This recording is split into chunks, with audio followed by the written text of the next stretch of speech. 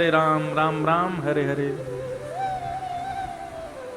बंधुओं, नाम जपने वाले बड़े भाग्यशाली होते हैं। जब वो कृष्ण बोलते हैं ना, तो उनकी जीभ यशोदा का रूप धारण कर लेती है, और जब वो राम बोलते हैं तो उनकी जिह्वा कौशल्या का रूप धारण कर लेती है। ये जीभ ही ठाकुर जी को जन्म देती है।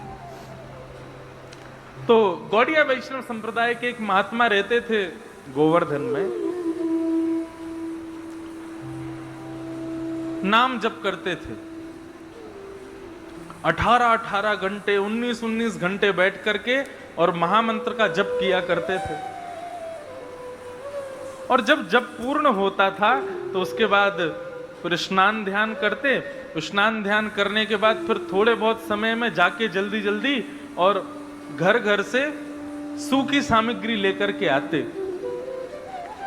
सूखी सामग्री मतलब आटा कहीं से ले लेते, कहीं से कुछ सामग्री जो मिल जाती वो सामग्री लेकर के आते, और यमुना जल से निर्मित करके बढ़िया मोटे टिक्कर बना करके और उसको पा लेते, और पाने के बाद में फिर से नाम जप करने के लिए बैठ जाते। थोड़ी बहुत देर आराम करते, ये उनका नियम था। ना तो मंदिर जाते थे, ना किसी सेवा में नियुक्त रहते थे, ना ज्यादा कोई झंझट, कुछ नहीं। केवल नाम जपना, एक टिक्कर पाना, यमुना जल में स्नान करना और 1-8 घंटा आराम करना, बस यही उनका नियम था। लेकिन हमारे ठाकुर जी तो लीला पुरुषोत्तम है, बिना लीला किए इनको आनंद नहीं आता। एक बात मैं आपको बहुत स्पष्ट कहूं, ठाकुर जी को जो बहुत प्रिय होता है, जिसकी धाम में बहुत निष्ठा, कथा में बहुत निष्ठा, नाम में बहुत निष्ठा, वो ठाकुर जी का प्रिय है। और ऐसे प्रियों के साथ में ठाकुर जी लीला बहुत करते हैं। कैसी लीला करेंगे? किसी की कथा सुनने में बड़ी इच्छा है तो कैसे भी करके कथा उसकी छुड़वाएंगे। किसी की वृंदावन जाने में बड़ी निष्ठा है तो ऐसी रुकावटें देते रहेंगे कि वो वृंदावन जाने में और तड़फे, वृंदावन जा ही ना पावे। किसी की नाम जपने में बड़ी निष्ठा है तो नाम जपते जपते बीच में कोई ना कोई विघ्न डालेंगे। ये विघ्न आते नहीं है, ये ठाकुर जी खेलते हैं तुम्हारे साथ में, ये ठाकुर जी लीला करते हैं। और बेचारे बाबा प्रेम से भजन करते थे। एक दिन एक मैया के यहाँ पर मधुकरी लेने के लिए गए, मैया ने आटे की सूखी सामग्री उनको दे दी। बाबा आए, आकर के यमुना जल से बढ़िया टिक्कर बनाया, मोटी मोटी रोटी बना करके पका करके स्वयं पा गए। अब उस मैया के यहां पर छोटे से ठाकुर जी की सेवा विराजी हुई थी। रात्रि में वो मैया जैसी सोई, ठाकुर जी उसके स्वप्न में प्रकट हो गए, और स्वप्न प्रकट होकर के बोले मैया। बोले हाँ ठाकुर जी बोलो। बोले ये जो बाबा तुम्हारे यहाँ आम है ना रोज सूखी सामग्री लेवे के काजे। बोले हाँ, मोकू वो बाबा बड़े पसंद हैं। मैया बोली तो कहाँ करूं? बोले कल वो बाबा आम है ना तो तुम मोकू उनके हाथ में दे दियो, मैं उन्हीं के यहाँ जाऊंगा और अपनी सेवा करवाऊंगा। मोकू उन बाबा के संग रहना है, अपनी सेवा करवानी है। मैया खूब रोने लगी, बोले मेरे सेवा में कोई कमी? मैंने कछु अपराध कर दियो ठाकुर जी, आप मुंह को छोड़ के जा रहे हो? बोले ना है मैया, तेने कोई अपराध ना कियो, लेकिन मोकू वो बाबा बहुत प्रिय है, मेरो बहुत नाम जपे, मैं कछु दिना लीला करवे के काजे बाकी कुटिया में जानो चाहूं। कल वो बाबा आवे तो आप मोकू उनको दे दियो। मैया बोली जैसी आपकी इच्छा ठाकुर जी। दूसरे दिन बाबा जैसे ही आए, बहुत ध्यान से सुनना, दूसरे दिन बाबा जैसे ही आए, बाबा आए आकर के बोले माते लाओ सूखी सामग्री दो, आटा दे दो थोड़ा सा। मैया आई आकर के बोली बाबा ऐसे ऐसे कल रात में मेरे ठाकुर जी सपने में आए और आकर के बोले मैया मुकू बाबा के संग जानो है तो तुम मेरे ठाकुर जी को ले जाओ, इनकी सेवा शुरू कर दो। बाबा बोले मैया हमसे सेवा करनो ना आवे, हमसे श्रृंगार वगैरह ये सब हमारे बस की बात ना है, हम तो नाम जप सके, नाम जपवे में हमारी बड़ी निष्ठा है, लेकिन हमसे सेवा नहीं होगी। बाबा चले गए। ठाकुर जी फिर से सपने में आए। सपने में बोले, मैया तेने मुकु बाबा को दियो नहीं। आप लोग ब्रजभाषा समझ रहे हैं ना? समझ में आ रही है ब्रजभाषा? मैया बोली, लाला मैं तो दे दूंगी, लेकिन बाबा मना कर रहे हो कि मुझसे सेवा नहीं होगी, कैसे दूं? ठाकुर जी बोले, अरे मुझको जबरदस्ती दे दो, बाबा की गोद में ले जाके पटक दियो, बाबा लेके जाएगा, वही के यहां सेवा करवाऊंगा अपनी। अब देखो ठाकुर जी की लीला, यहाँ मैया के यहाँ बढ़िया ठाठ से सेवा चल रही है, 8 समय भोग लग रहा है, सुबह शाम आरती हो रही है, बढ़िया सुंदर पोशाक धराई जा रही है, लेकिन ठाकुर जी की रुचि नहीं है। ठाकुर जी को वहीं कुटिया में जाना है जहाँ कोई व्यवस्था नहीं है, जहाँ पर भोग लग नहीं सकता, जहाँ पे कुछ शयन की व्यवस्था नहीं, राग की व्यवस्था नहीं, भोग आरती की व्यवस्था नहीं, उनको वहां जाना है। अभी ठाकुर जी हैं, पता नहीं कहाँ रीझ जाते हैं।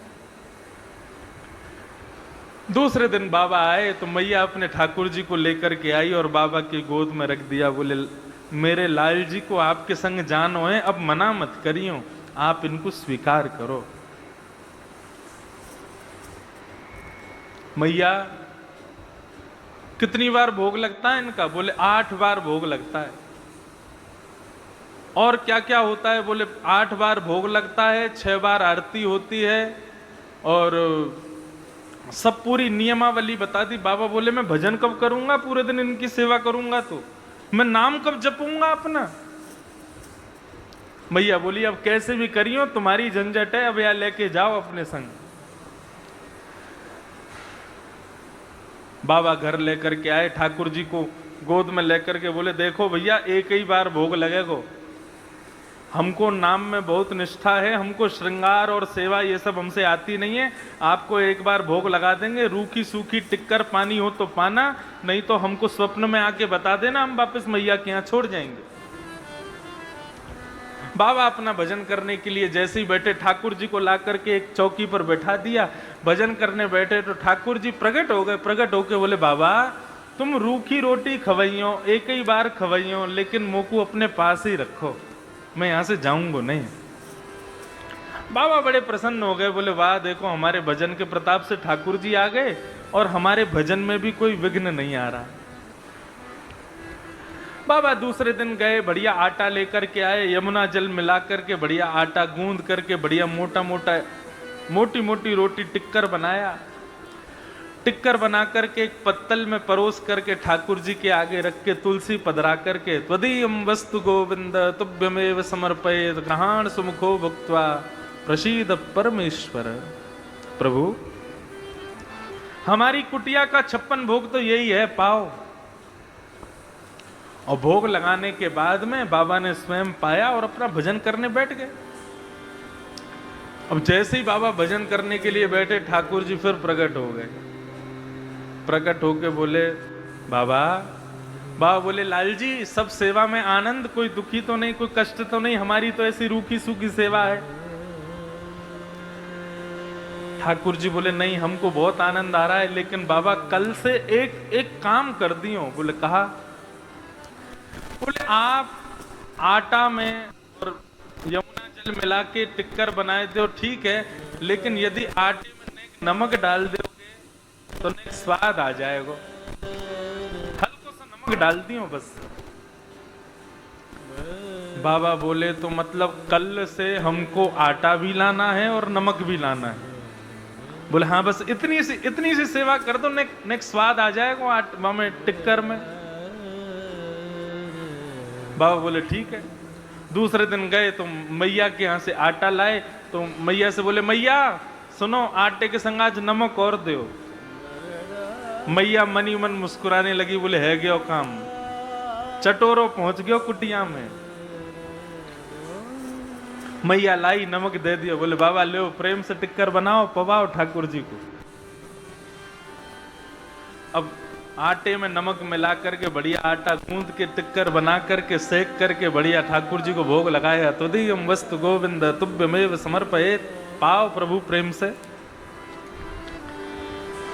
प्रसादी पा करके जैसे ही भजन करने के लिए बैठे, ठाकुर जी फिर से प्रकट हो गए। ठाकुर जी आप आनंद से विराज रहे हो, कोई कष्ट तो नहीं है? नहीं नहीं बाबा, खूब आनंद आ रहा है, लेकिन बाबा हमारी एक प्रार्थना है, यदि आप सुनो तो। बाबा बोले कहा बात है? बोले बाबा वो सूखो टिक्कर आप हमको भोग लगाओ ना, अब नमक तो आ गया और स्वाद तो बन गया, लेकिन बिना घी के जब टिक्कर खामे तो गले में इर्ज जाए, वो गले में चिपक जाए। यदि आप ने कृपा कर दो, कल से ने घी लिया करो और टिक्कर सेक के वामे ने घी लगा दे करो, घी लगा के हमको भोग लगाओगे तो ने निगलवे में आसानी होएगी। बाबा बोले 50 साल से भजन कर रहे हैं, केवल आटा लेकर के आते थे, अब नमक लाने लगे साथ में, अब कल से घी भी लेके आना है। ठाकुर जी बोले हमारे काजे इतना ना करोगे? बाबा बोले करेंगे, आपके लिए लेके आएंगे, घी और लाएंगे। दूसरे दिन बाबा भिक्षा लेने के लिए गए, आटा भी मिला, नमक भी मिला। फिर मैया से बोले मैया थोड़ा सा घी और दे दो।